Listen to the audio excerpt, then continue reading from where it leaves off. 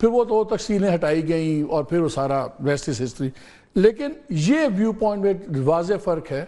उस वक्त से अब तक वो कहते हैं फ्रेमवर्क तय हुआ था, सेटलमेंट किसी की नहीं हुई, तो ये गलत बात है कि जो सेटलमेंट की ये बातें हो रही हैं। तो ये मैं क्या एक हिस्टोरिक फैक्ट तय कर दें। आई एम सॉरी थोड़ा लंबा हो गया, लेकिन ये बताना ज़रूरी था। लेकिन आप मानते हैं कि है। पहले देखिए, इसको पॉलिटिकली अगर आप देखें तो शायद ऐसा नज़र आता है सबको अपनी अपनी डोमेन्स में रह के काम करना चाहिए। ये पाकिस्तानियों के लिए और पाकिस्तान के लिए बहुत इंपॉर्टेंट है, और जितना इसको बैकफुट पे ले जाया जाए उतना बेहतर है।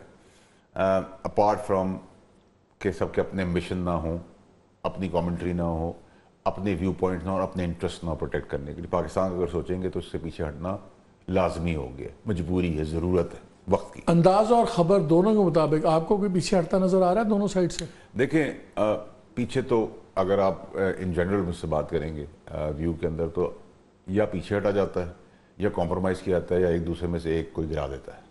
तीन ही ऑप्शन होते हैं लड़ाई के अंदर, रिंग के अंदर। किसने क्या ऑप्शन लेना है ये तो मुझे नहीं पता, लेकिन रिंग के अंदर जब भी आपकी मेरी लड़ाई होगी या मैं आपसे दोस्ती करूँगा। इमरान खान बाहर आ जाएंगे? नहीं। क्यों? आप कैसे कह सकते हैं? एक ही केस है, उस पर बेल हो जाएगी। मेरा तरजीह है बेल हो जाएगी, बेल होने के बावजूद नहीं आएंगे। देखिए भाई साहब, यहाँ हस्ब ज़रूरत हस्ब हाल 6 का 9 9 को 6 75 साल से हम देख रहे हैं होता गया है। तो ऐसा तो नहीं है ये कोई केसेस ख़त्म हो गए हैं, इसके बाद कोई केसेस नहीं है, अंदर खाने केसेस नहीं है। केसेस तो बहुत सारे हैं। तो मुझे तो नहीं लग रहा, और जो पॉलिटिकल पार्टी है पीटीआई की, और जो पार्टी मेंबरान जो काम कर रहे हैं, जो फ्रैक्शंस में बढ़ चुके हैं, वो भी उनके लिए यही काम कर रहे हैं कि वो मजीद जेल में रहें, क्योंकि जब तक वो जेल में रहेंगे तब तक इनकी सियासत चलेगी। क्योंकि आप अगर डायनामिक्स देखें पॉलिटिकल पार्टीज के, तो अपवर्ड ट्रेंड होता है और डाउनवर्ड ट्रेंड होता है। जब पार्टी पीक पर होती है तो एक तबका जो है वो वेव के ऊपर होता है। अगर हम कहें अपनी पॉलिटिकल लाइफ उस वक्त पार्टी की, तो हम ऊपर वेव में थे। अब डाउनवर्ड ट्रेंड है, तो नीचे जो उछल कूद कर रहे हैं, इनको ये अकल नहीं आ रही कि इनकी उछल कूद से कोई फायदा नहीं होगा। अपवर्ड ट्रेंड भी अगर कभी जिंदगी में आ गया तो ये डाउनवर्ड ट्रेंड में ही रहेंगे, इनमें से कोई भी ऊपर नहीं आता। तो आपको खासा बार आता नजर नहीं आता? एक्सक्यूज मी, देखिए भाई साहब, मेरा तजिया तो ये है कि देयर इज नो क्वेश्चन, क्योंकि पीछे बहुत सारे और केसेस हैं मजीद। तो बाकी दोस्तों से पूछते मत, अपना बोझ नहीं खींच रही जितना उसको खींचना चाहिए, और बहुत ज़्यादा बोझ डाल रही है अपनी क्रचेस के ऊपर। सही बात है। देखिए हमारे साहब, आप थोड़ा सा रीफ्रेश कर दें कि वो खींचता तो हमेशा गधा गाड़ी को गधा है। आप ये कहें बोझ ऊपर लाद नहीं पा रही है, तो अंग्रेजी क्या है ना, पुलिंग योर वेट। ठीक है।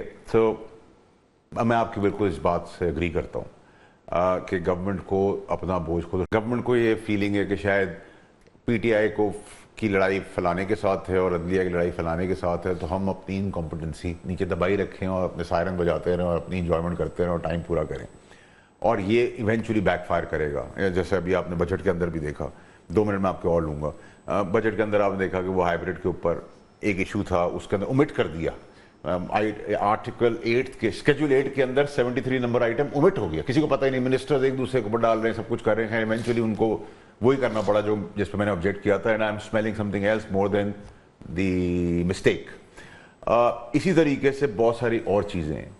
इसी तरीके से जो आप बात करें, देखिए हमारे साथ जो आप बाय एंड लार्ज ओवरऑल बात करें ना, आप और मैं जब तक ठीक नहीं हो सकते।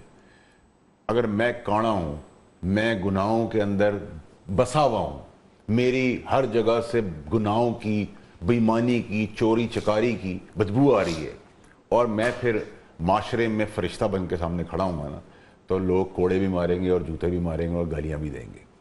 तो अगर हम और आप ये मान लें कि हम गलीज़ हैं, मैंने गलाजत की है, मैंने गलती की है, मैं गुनाहगार हूँ, मैं चोर भी हूँ, बेईमान भी हूँ, मेरा इंटरेस्ट भी है, फलाना फलाना फलाना, तो फिर शायद कोई आपकी बात सुन ले। नंबर 1। नंबर 2 ये कि फिर मैं आपसे कहूँगा कि गवर्नमेंट का साइलेंट होना इस सिचुएशन के अंदर। अब आप देखें आज ऑपरेशन के अंदर ऑपरेशन कंटिन्यूटी ऑफ ऑपरेशंस है, जो ऑपरेशन चल रहे हैं कंटिन्यूटी उसकी हो रही, जहाँ ज़्यादा ज़रूरत है वहाँ सब चले जाएंगे, और उसमें हमारा भी मॉरली काम बनता है, जजेस का, आपका, मेरा, कि हम उसके अंदर अब हम एक्सट्रीमिस्ट को भी जस्टिफाई करने बैठ गए। एक्सट्रीमिस्ट से तो हमारा कोई ताल्लुक नहीं है। आप अपनी अम्ब्रेला ले रहे पॉलिटिकल कि हम नहीं ऑपरेशन होने देंगे। भाई हमारे हमें लोग अगर कोई मार रहा है तो उसके खिलाफ तो हम सब हैं, अब हम उसमें भी सियासत कर रहे हैं। इसी तरह आप कहते हैं रिग्ड इलेक्शन है, रिग्ड इलेक्शन तो उससे पहले भी रिग्ड थे, उससे पहले भी रिग्ड थे, कहां से आप शुरू करेंगे? तीसरा ये कि आप किस प्रिंसिपल की बात कर रहे हैं। जब प्रिंसिपल्स की आप बात करेंगे तो फिर तो लोग गहराई में चले जाएंगे। ठीक है, अब आप हम इसको डिस्कस कर रहे हैं जो कोर्ट में मामला, लेकिन हम एनालिसिस दे रहे हैं। बहुत ज्यादा डिसअपॉइंटमेंट होनी है पीटीआई को। पीटीआई को नहीं मिलनी सीटें, ठीक है। कानूनी तौर पर आर्टिकल 51 इज वेरी क्लियर। फिर आपने ट्रिब्यूनल का इशू है, ट्रिब्यूनल के अंदर 219 जो आर्टिकल वो क्लियर है, ये इलेक्शन कमीशन का वो है। अब आप कहें कि आप इलेक्शन कमीशन तो ऐसे फैसले करता है ना, उठा के एक सिटिंग जज है, एक बंदा कंप्लेन करता है कि मैंने जो जी जज बायस हो गया, वो उठा के तीनों का केस ट्रिब्यूनल से ट्रांसफर कर देते हैं, और फिर वही जो कंप्लेनेंट है अंजुम वकील वो कहते ओ जी मुझे माफ कर दें, मैंने तो बगैर पढ़े साइन कर दिया था। और या तो कानून बनाने वाला आदमी है जिसने कल को मेरे लिए कानून बनाने हैं और अपनी पिटिशन नहीं पढ़ रहा। इलेक्शन कमीशन भी तो जब एक सिटिंग हाईकोर्ट के जज को बायस डिक्लेयर करके ट्रांसफर कर देता है केस, उसके पास भी तो ग्राउंड्स होने चाहिए ना। ये कोई अंधी तो नहीं बची हुई। आपसे डिसएग्रीमेंट में नहीं हूं। मैं सिर्फ आपसे कह रहा हूं कि बिल्कुल आप उस इश्यू को एड्रेस करें ना। आपसे मैं आपका इंटरव्यू कर रहा हूं, आप आ जाए। मुझे मुखालफत क्यों हो रही है इस ऑपरेशन की? देखिए मुखालफत नहीं हो रही, ये ड्रामेबाजी। मैंने पहले आपको बताया था कि बजट ठोक बजा के डग्गे की छोड़े पास हो गया पास।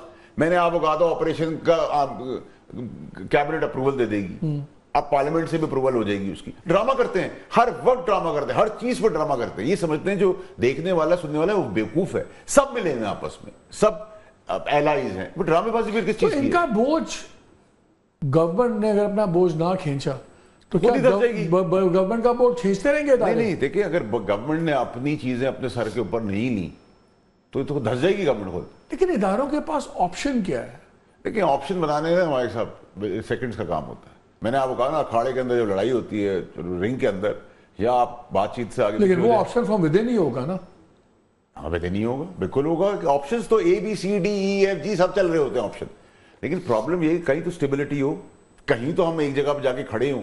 हम कहीं खड़े नहीं हो रहे, और हम खड़े होने वाले लोग कहां से बन गए? जो खड़ा होता है उसकी टांगे खींच। लेकिन अभी एक ब्रेक के बाद आते हैं। मैं मजहर से ही बात करनी है। मजहर ने बड़ा सही पॉइंट किया था कि एक भेस ही ऐसी है, 700-800 लोग मर गए हैं, गर्मी में मर गए हैं। आधों का चला दिया उन्होंने कि जी नशई थे कराची में और सब कुछ था, और उस पर कोई बात नहीं कर रहा है, बाकी चीज़ों पे बात नहीं हो रही है, सारी पावर पॉलिटिक्स हो रही है। ये खिचड़ी कब तक चलेगी? आप जलसे जुलूस धरने चीफ और आर्मी स्टाफ की अपॉइंटमेंट में कई 100 लोग मरवा देते हैं। नहीं, यहाँ तो पूछने वाला कोई नहीं है। गर्मी से मर गया वो तो कुदरती मर गया, बिल्कुल ठीक है, मजा की बात है, मैं एंडोर्स करता हूँ। लेकिन यहाँ तो मरवा देते हैं, उसमें कुछ नहीं। कत्ल हो जाता है शरीफ का, उसमें कुछ नहीं। अगर आप इसमें देखेंगे तो हजारों की तादाद में मर्डर्स हैं। उधर हो जाता है। देखिए सबसे पहले तो जो एड्रेस करने की जरूरत है, कदीम जमाने के लॉज है उनको अमेंड करने की जरूरत है। अमेंडमेंट्स दबा लेकिन इमीडिएट क्या होगा? क्या रिएक्शन होगा? कुछ नहीं होगा सर। इस मुल्क में कोई किसी के अंदर जाने से कोई फर्क पड़ता है? भुट्टो साहब को आपने फांसी दिला दी, ठीक है सर, 46 साल बाद उसका हमें रिजल्ट पता चला। हमें तो पता था पैदा होने से पहले। देखिए आप इंपॉर्टेंस ये नहीं जो गवर्नमेंट को ना, अगर पीटीआई को रिलीफ मिली नहीं मिल सकती, गवर्नमेंट को तो मुसीबत पड़ जाएगी। नहीं मिल सकती कानूनी तौर पे। अगर दो सिनेरियोज है ना, आइदर और। सर कानून क्लियर है ना। अगर पीटीआई को रिलीफ मिलती है तो गवर्नमेंट क्या मुसीबत तो पड़ जाएगी, उनका नंबर्स गेम चेंज हो जाती है। फिर वो घर जाएंगे। ये तो सिंपल है ना सर। मतलब इसमें अगर का तो मगर का तो कोई सवाल पैदा नहीं होता ना सर। कानून इज क्लियर। फिर रिव्यू जल्दी हो जाएगा। दिस इज नहीं पॉसिबल ना। जो चीज कानूनी तौर पे एक आर्टिकल 51 आपको अलाउ नहीं करता, आप जबरदस्ती कह रहे हैं, आप खुश होने के लिए कह रहे हैं। हो गया नहीं फैसला इस तरफ, नहीं मिलेगी पीटीआई को सीटें। 51 का आर्टिकल इज क्लियर।